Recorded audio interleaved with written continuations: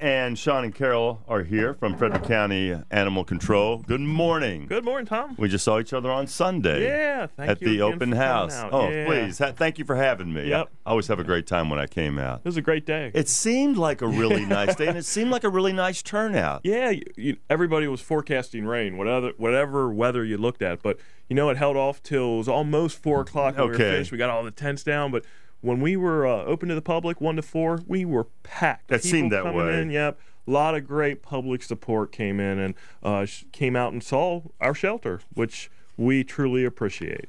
The subject of the day were what doggies were left of the 94 animals seized at the house in Brunswick. Yeah. And you had 4 out on the floor. Yeah. Were they there to be looked over, or were they there to be adopted? And here's they were very popular. I couldn't get around there. Here's a little bit of our dilemma. The dogs get really overwhelmed when a lot of people are looking at them, and they react by barking.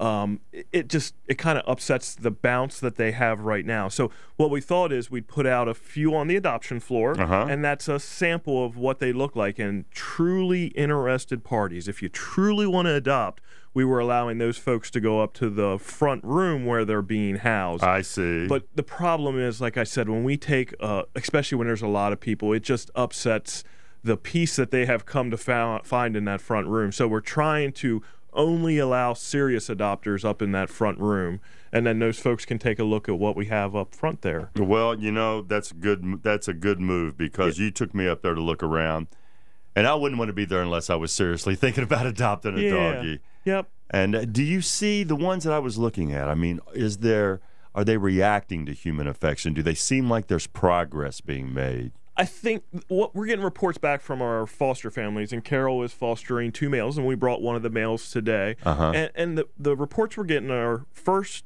they're seeming to want to keep their environment clean. So they're by no means house trained, but they're wanting to go to the bathroom outside, not soil their bedding. So nice. Will they have accidents? Yeah. What Carol told me this morning is that they are starting to come around to human contact, but it's not the dog that runs up to the door and wags its tail when you come home from work, so on and so forth. But they're starting to establish themselves in their foster families, whether they're acclimating to being on a bed or they have a chair they like going to, and they don't necessarily run from human contact. But I think over time, the foster we brought this morning, Carol's foster, is 9 years old.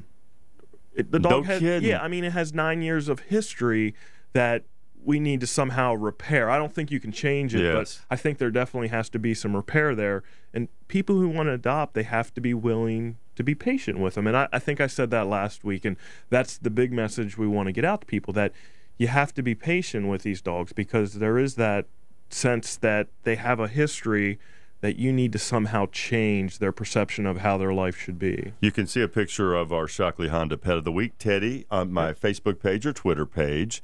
And we're all used to doggies and puppies. They're very dependent. When you come in, I mean, they just go nuts.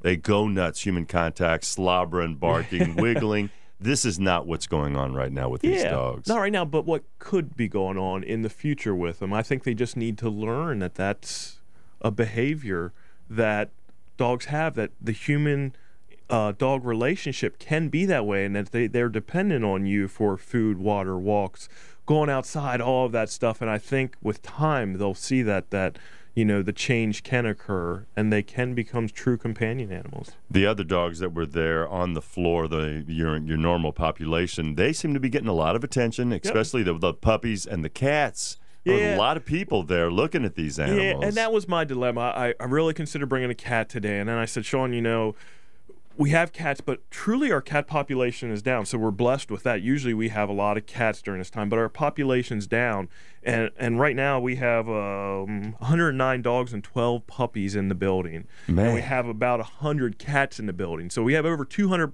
animals total, but our population of dogs and puppies, we usually house 30 to 40 dogs and puppies at one time. So right now we need a big push to move some of these animals. Wasn't there a push Sunday? I mean, yeah, there was. We accepted 9 applications, 2 on-the-spot adoptions. Out of the 95 that came to the shelter, we have about 60 left. There have been other shelters, other rescue groups, our great foster program. Some of them are in foster homes. So we're slowly getting them out, but obviously we need to do more. We need to get more into homes, whether that's through adoption. Out of these guys, I believe two have been adopted. Several of them have applications on them, so they'll go through that process of interviewing. They all need to be altered, so we operate a spay-neuter clinic Monday, Wednesday, Friday. Oh, so they'll man. be placed on a spay or neuter schedule. Wow, that is a lot of work and processing to be done on these dogs. Yep. Well, but I mean, they're worth it. They're adoptable. They need a home. We're taking really good care of them, but ultimately, being in a home is what's going to repair them. Okay. And it's going to take a special person to step up and adopt one of these. You can call the shelter and maybe get educated on just what is going on. I have the number of the shelter on my Twitter page and Facebook page, but it's 301-600-1546. And Teddy is our Shockley Honda Pet of the Week. He's a sweetie. He is, and he's just another example. If you look at last week's example, looks different than Teddy. They definitely have different looks. Predominantly Chihuahua Terriers, somewhere in there, but some of them are smooth coat, some of them are more wire hair, some of them have the more Chihuahua characteristic, while some of them have more of the Jack Russell characteristic. So Teddy's 9 years old, and he allowed me to put my hand up and scratch him behind the ear, which is always a home run with a doggy. And Teddy just doesn't know what's going on, or has just never experienced that kind of affection. That's right.